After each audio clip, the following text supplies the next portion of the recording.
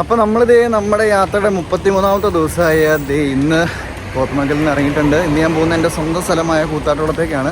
ഇവിടെ നിന്ന് 31 കിലോമീറ്റർ ഉണ്ട് കൂത്താട്ടോളം. ഇതിൻ്റെ റോഡ് ക്രോസ് ചെയ്തിട്ട് ഓക്കെ. ഇവിടെ നിന്നൊരു 31 കിലോമീറ്റർ ഉണ്ട് കൂത്താട്ടോളം. അപ്പോൾ എൻ്റെ ഒരു എക്സ്പെക്റ്റേഷൻ വെച്ച് ഞാനൊരു വൈകുന്നേരം രാത്രിയൊക്കെ ആകുമ്പോഴത്തേക്ക് എത്തുമായിരിക്കും. നോക്കാം. കൃത്യം പറഞ്ഞ ഗതികേടിന് നമ്മൾ തുടങ്ങിയ സമയത്ത് തന്നെ മഴയാട്ടോ കാണി. ഞാനിങ്ങനെ ആലോചിച്ചിരിക്കുവായിരുന്നു എന്താ പെയ്യാത്തെന്ന്. നമ്മൾ നടന്നത് മൗണ്ട് കാർമലിൻ്റെ ഫ്രണ്ടിൽ എത്തിയിട്ടുണ്ട്. കറുകടം മഴ ഒന്ന് കുറഞ്ഞ് ഒന്ന് ഡീസൻ്റ് ആയിട്ടൊക്കെ നിൽക്കുന്നുണ്ട്. ഇനിയിപ്പോൾ ഞാൻ റെയിൻ കോട്ട് ഊരി കഴിഞ്ഞാൽ അപ്പോൾ തുടങ്ങും അടുത്ത മഴ. നമ്മൾ അവിടുന്ന് കക്കടാശ്ശേരി എന്ന് പറഞ്ഞ സ്ഥലത്ത് എത്തിയിട്ടുണ്ട്. ഇവിടുന്ന് നമുക്കിനി റൈറ്റ് പിടിച്ചിട്ട് മൂവാറ്റുപുഴ ചെന്നിട്ട് വേണം കൂത്താളം പോകാൻ.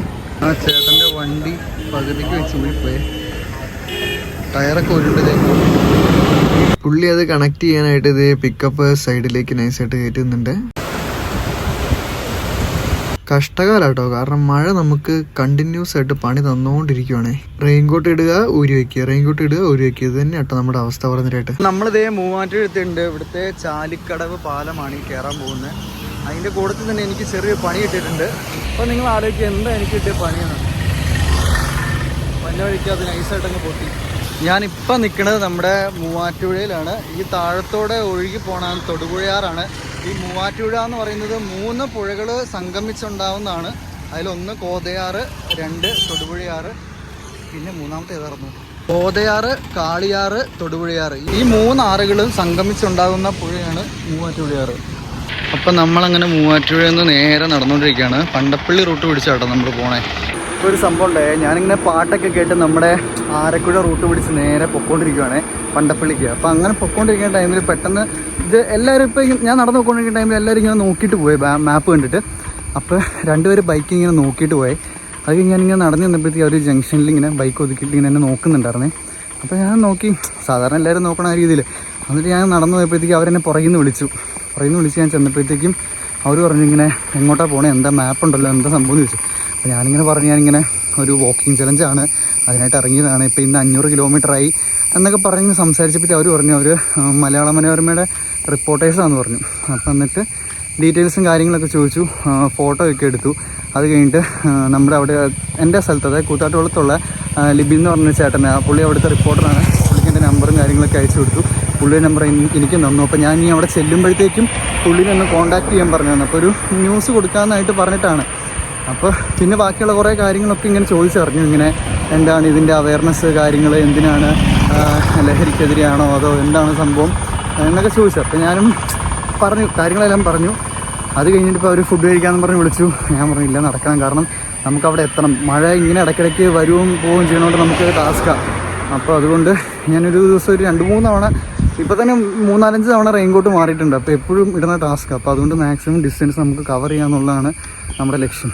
അപ്പോൾ അതുകൊണ്ട് ഞാൻ പറഞ്ഞു ഇല്ല, വിട്ടേക്കൊന്നും. കുറേ നിർബന്ധിച്ചു കേട്ടോ അവർ രണ്ടുപേരും. നന്നായിട്ട് മാന്യമായിട്ടൊക്കെ സംസാരിച്ചത്. അപ്പോൾ അത് കഴിഞ്ഞ് യൂട്യൂബ് ചാനലിൻ്റെയൊക്കെ ലിങ്കൊക്കെ മേടിച്ചു, ഫോൺ നമ്പർ മേടിച്ചു, ഇതിൻ്റെ ഫോട്ടോ ഒക്കെ എടുത്തു മാപ്പിൻ്റെ. എന്നിട്ട് അവിടെ ചെല്ലുമ്പോൾ ഒന്നുകൂടെ കോൺടാക്ട് ചെയ്യാൻ പറഞ്ഞിട്ടുണ്ടായിരുന്നു.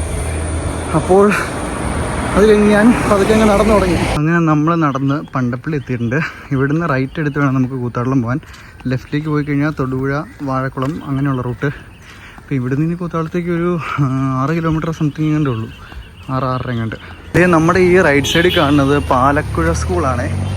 ഞങ്ങളുടെ സ്കൂളിൽ നിന്ന് ഫസ്റ്റ് സെക്കൻഡൊക്കെ കിട്ടിക്കഴിഞ്ഞാൽ പിന്നെ സബ് ഡിസ്ട്രിക്ട് ലെവലിലേക്ക് പെർഫോം ചെയ്യുന്ന ഇവിടെ വന്നാണ്. ഇവിടെ നിന്ന് നമ്മൾ പ്രൈസ് കിട്ടി ഫസ്റ്റ് കിട്ടിക്കഴിയുമ്പോഴത്തേക്കും മാത്രമാണ് നമുക്ക് അവിടെ നിന്ന് നേരെ ഡിസ്ട്രിക്ട് ലെവലിലേക്ക് മത്സരിക്കാൻ പറ്റുള്ളൂ. നമുക്ക് ഈ പാലക്കുഴ ജംഗ്ഷനിൽ നിന്ന് താഴേക്കുള്ള ആ വഴിയും പോകാം, പക്ഷെ അത് കുറച്ച് ചുറ്റുണ്ട്. അതുകൊണ്ട് നമ്മൾ റൈറ്റ് എടുത്താണ് പോകുന്നത്. നമുക്ക് നേരെ പോകാം, പക്ഷെ അത് ഒത്തിരി ചുറ്റുള്ളതുകൊണ്ട് നമ്മൾ ഈ ഷോർട്ട് കട്ട് പിടിച്ചാണ് പോണേ. അങ്ങനെ ഈ ഒരു വഴി ഇറങ്ങി ഞാൻ നേരെ എൻ്റെ ഹോം ടൗൺ ആയ കൂത്താട്ടുകുളത്ത് എത്തിയിട്ടുണ്ട്. അപ്പോൾ നമുക്ക് പോകേണ്ട വഴി അതാണ്. ഇതാണ് എൻ്റെ സ്വന്തം സ്ഥലം കൂത്താട്ടുകുളം. ഇത് MC റോഡാണ്. ഇവിടുന്ന് നമ്മൾ നേരെ പോകുമ്പോൾ സ്റ്റാൻഡിലേക്കുള്ള വഴിയുണ്ട്. എന്തോ ഭാഗ്യത്തിന് കറക്റ്റ് ഞാനിവിടെ വന്ന സമയത്തോട്ടോ മഴ പെയ്തേ.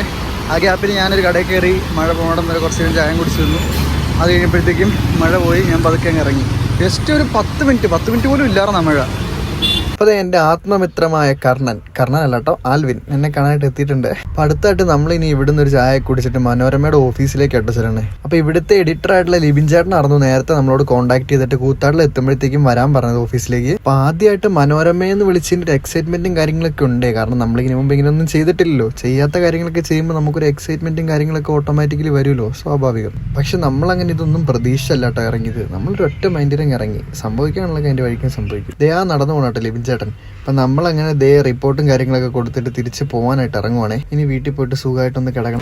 നമുക്കൊരു സബ്സ്ക്രൈബറിന് കിട്ടിയിട്ടുണ്ട്.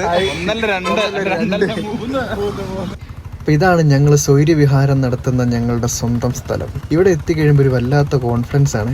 എന്തായാലും ഞങ്ങൾക്ക് ചെന്നിട്ട് കുറച്ച് പരിപാടി ഉണ്ട്. ഇവിടെ അടുത്ത് 1-2 സ്ഥലങ്ങളിൽ ഒരു ചെറിയ മീറ്റിംഗ് ഒക്കെ ഉണ്ട്. അപ്പോൾ ശരി, ഇന്നത്തെ വ്ലോഗ് നമ്മളിവിടെ അവസാനിപ്പിക്കുന്നു. ബാക്കി നാളെ.